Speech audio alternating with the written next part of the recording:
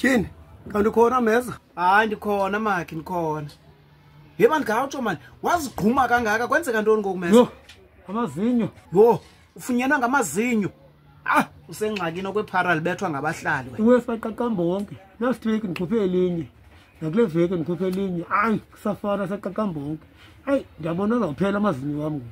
Uyabona uqaqanjelwa ngamazinyo wonke. Sisimanga eso, ngeliphandle ngumhlola. Loo nto idinga igqirha. Thina ngoku Meza? Dibana noDr Thangane angakunceda kuloo nto. Iyathetha loo nto leyo. Qonqo, molweni. Awu, Tyhini, babalwa. Hayi, gena. Awu. Awungeka nje lo nimazelo na. Wamazi awamazi ungenaphi? Ungenaphi wena kuloo nto leyo? Kubabalwa ke lo, ayinguyanga ubusi ke. Naye ngowam, nobusi ngowam. Awu, babalwa. Wabuke kungekho right man. Kwenzeka ntoni? Didikwe ngilamntana pha endlini. Hayi akafuni tu unxiba izihlangu. Uwesi ngoku akafuni novasa. Hayi andimazi ngumntana otheni mina lo. Akafuni nokutya. Jonga kule veki pheleyo ndimse kugqirha. Ugqirha uthi akaboni nix. Akaboni into ugqirha. Hey babalwa, inkulu lento uzanayo. Uyabona umntana xa engafuni unxiba izihlangu, nawe mntu omdala nawe yenzeka loo nto. Ungafuni izihlangu ubone bazi yakudika, umntana ngapha akafuni ukuvasa. Hey, inkulu loo nto. Inkulu loo nto. Akuphelelanga apho ke. Uyakwazi omnye asuka ashiwe zingqondo.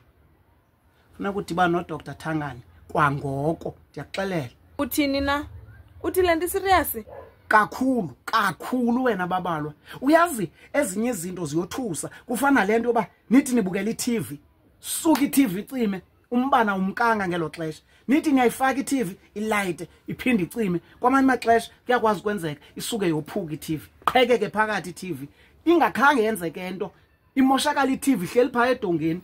Nako nibaleka niyothenga enye, phinde yenze the same thing. Loo nto leyo iyathetha. Funa ukudibana noDr Thangane akuhlolele. Yazi wena Meza, ezinye izinto zishiya amehlo. Into endiyiphuphe apha phana evekini yenzeke nje kubinjalo no. Hayi ke Meza, yabona ke Meza ukuphupha into. Yabona iphupha, uliphuphe lito gqiba lenzeke ngale ndlela ubuphuphe ngayo. Bosabela kuDr Thangane. Ndithi mna indlebe enamanzi. Yabona lanto usukuve amanzi endlebeni. Ngapha koko wena Meza usuku ube nombilini, ube novalo. Uyaqonda? Sometimes yakwazi uve igubu elikhalayo, uve iyabethwa mani igubu. Livakala lapha ezindlebeni zakho, badlivuwa nguwe wedwa. Okanye uva abantu abathethayo, babe bengaviwa umuntu. Bosabela. Hey, uthi ukuthi lo Thangane uthetha ngayo uright mos. Themba mna ndiyakuxelela wena.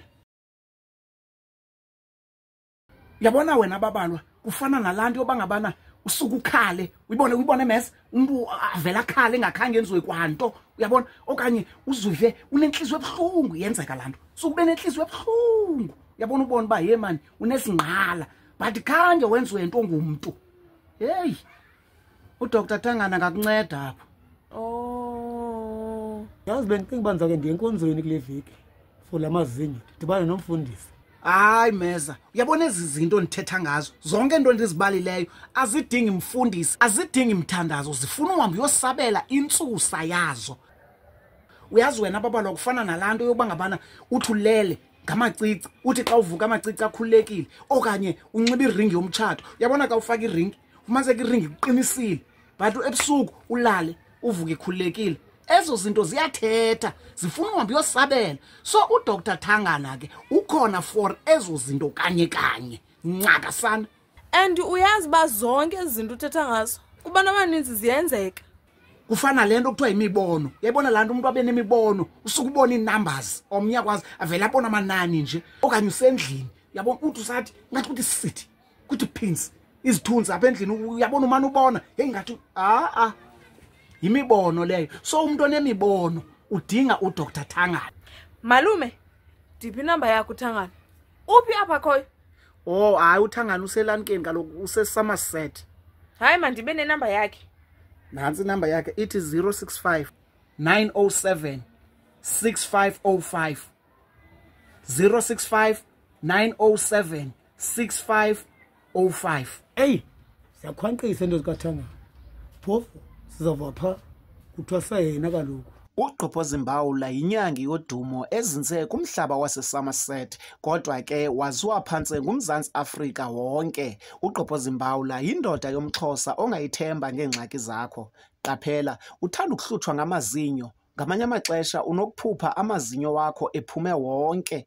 Unomntana ekhayeni ongathanda ukuhlamba, umntana ongathanda unxiba zihlangu, okanye nawe unayo loo ngxaki ongathanda unxiba zihlangu, umntana akafuni kutya. Ungumntu othi uhleli ube nenhliziyo ebuhlungu, ube nesingqala, ube ungenziwanga nto. Ngamanye amaxesha uyakwazi uvela ukhale, inkulu into mntasekhaya. Dibana noGqobhoza Mbawula, uyakwazi ukuthi uhleli uve wodropini kukho abantu abangathi bayathetha xa uvula okanye kugungquza xa uvule wodropini isimanga sesoba ungaboni into. Nawe unokuva amagubu ekhala ezindlebeni, uve abantu abathethayo babe bevuwa nguwe wedwa. Ikhona ingxaki. uGqobhoza Mbawula ukhona for wena, angakunceda. Mfowunele njengangoku. Imbila ke yaswela umsila ngokuyalezela.